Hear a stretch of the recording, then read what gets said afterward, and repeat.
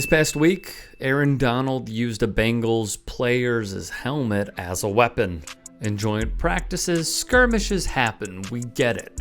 However, it is still preseason, and Donald gave us something to talk about with his violent helmet swing. Then, he was asked about it on CBS Radio. What happened last week in joint practices? It was just a practice. Obviously people got phones out and things like that, but I'm not going to sit and talk about negative stuff that happened at a practice. My main focus is Buffalo. So here's Donald giving an answer of his choosing, not wanting to reveal much. So the host asks a simple follow-up. Was there any internal punishment? We talked. So were you thinking maybe you were going to get suspended or anything? Hey, Zach. I wasn't worried about it. So yeah, we're just going to focus just here because Aaron's here today to talk about Dr. Teals. So you do have 2 minutes left if you want to pivot to your last question, please. This is a no-no, a red flag, out of bounds, not good. All right, do we understand where this PR person or publicist is coming from? Of course. But to dictate the content of the interview is foul. To demand you ask a certain question, foul.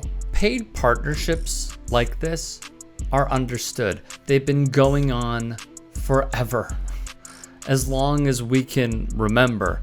However, to say we are only talking about insert product name here is beyond disrespectful. Beyond.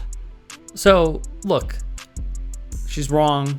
This whole thing came off as bizarre, and it's disrespectful to not only the interviewer, but also the station. Zach Gelb even went on the record saying, I was never told I couldn't talk about the helmet incident. If I was told I couldn't ask about that, I wouldn't have taken the interview. We always get to the product. However, to handle it in this particular fashion is, in my view, beyond idiotic. Okay, just one more thing, Aaron, on this, and I'll get to Dr. Teals. What sparked it, just wondering? Because I think people are curious about it. Well, being a guy that's 31 years old, my main focus is football, obviously. The physical part you do, but it's more about the recovery thing that I need to do, and being a partner with Dr. Teals and be able to use Dr. Teals 2 or 3 times a week to help my body recover. He then ad-libs the product he is promoting.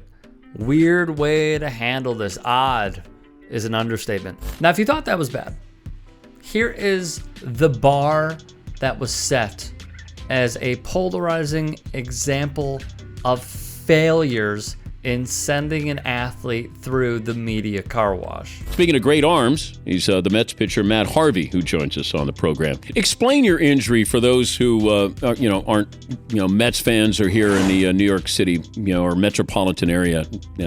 That what exactly is it that you have, and how did it happen? We chose to go the route of rehabbing, and I strongly believe that that's going to work and pay off. But today I'm here, talking about Qualcomm and, hoping, I can help them out as much as possible. The producers are stunned, as was I watching this live back in 2013. Well, I'll let you get the pitch in there, no pun intended, in a moment. I want to talk a little bit more about this. When you hear Tommy John surgery, what does that mean to you? Is it scary when you hear that possibility of you're deciding not to do it? It's kind of weird. I mean, every pitcher can relate to what's going on, but I think I did all those answers yesterday, and maybe at the appropriate time we can talk a little bit more about that. But obviously, today's about Qualcomm. So Dan Patrick, a guy who had been an original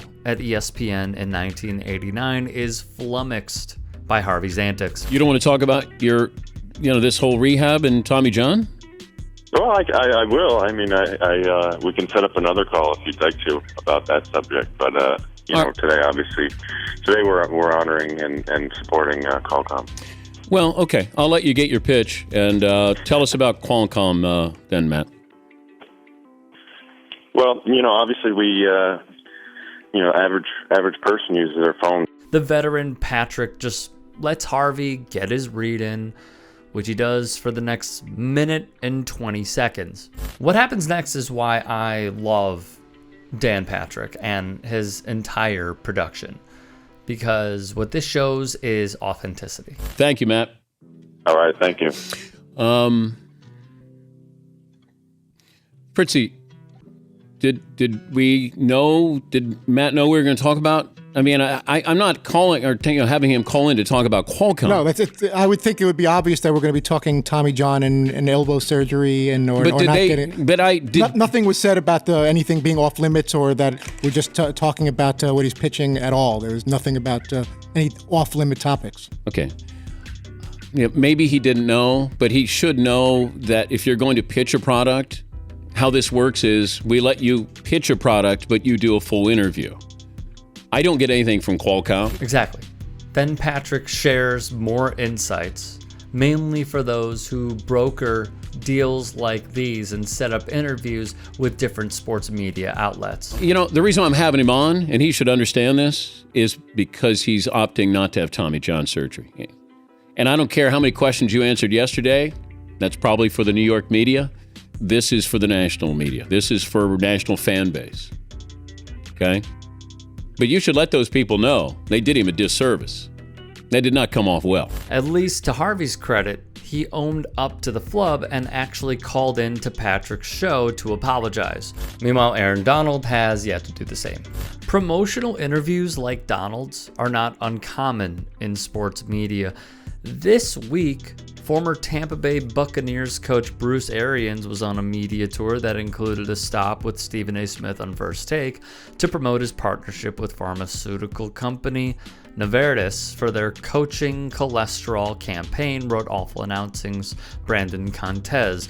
Earlier in the NFL offseason, Tom Brady joined Dan Patrick for an interview under the condition that the quarterback would have the opportunity to promote his partnership with Hertz. But there is a mutual understanding that the host will get to ask questions meant to entertain the listening audience, despite being unrelated to whatever the player is promoting. Strangely, Donald and his PR team seemed caught off guard when those questions from Gelb were about the national story of the defensive lineman swinging his helmet at opposing players in practice.